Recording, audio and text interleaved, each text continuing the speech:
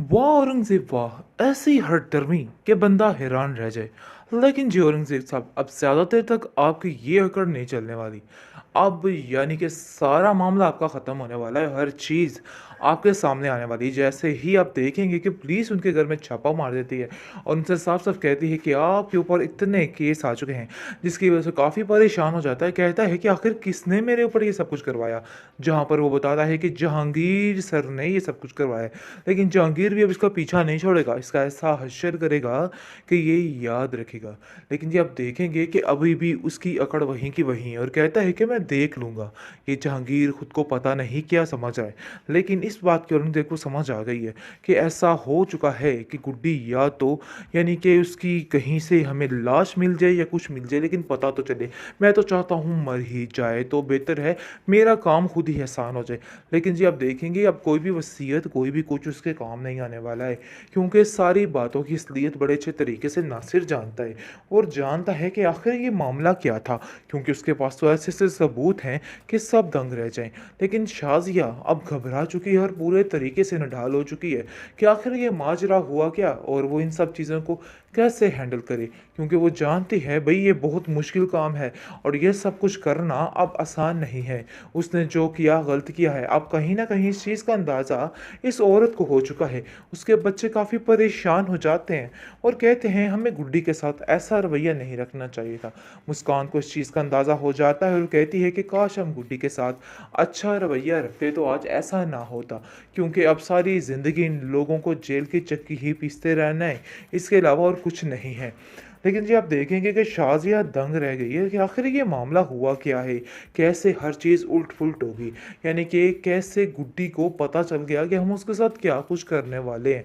इसका मतलब है कि उसने हमारी सारी बातें सुन ली हैं, जिसकी वजह से वो यहाँ से भाग निकली।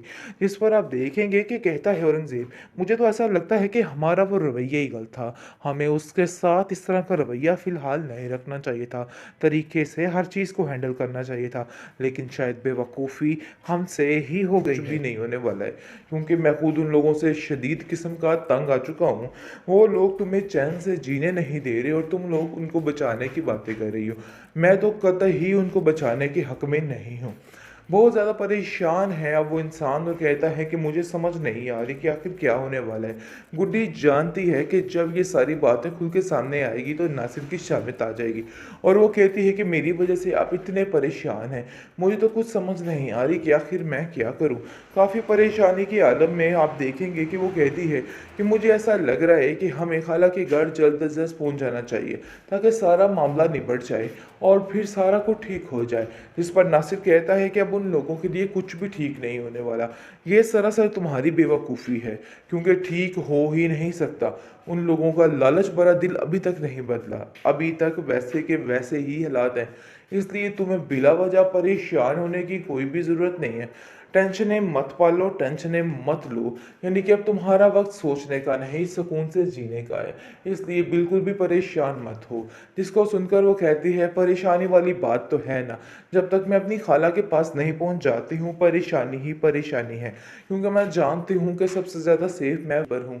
वैसे मामू जान, आपका बहुत शुक्रिया, आपने मेरा यहाँ तक बहुत ज़्यादा साथ दिया है। इसके लिए मैं आपका ये एहसान सारी ज़िंदगी नहीं भूलूँगी। जिस पर वो कहता है कि नहीं, ये मेरा फ़र्ज़ था। अगर तुम्हारी जगह और भी कोई मज़लूम होता तो मैं उसके साथ यही करता, क्योंकि तुम्हारा और कोई भी साथ देने वाला नहीं था। इसलिए मुझे ये सब कुछ करना ही था। बिला वजह की टेंशन मत लो, सब ठीक हो जाएगा। अब आया ऊँट पहाड़ के नीचे। अब असल मज़ा आएगा इस शाज़िया को और औरंगज़ेब को, जो बहुत ज़्यादा इधर-उधर हवाओं में उड़े थे कि बस सब कुछ उनके हाथ आ गए।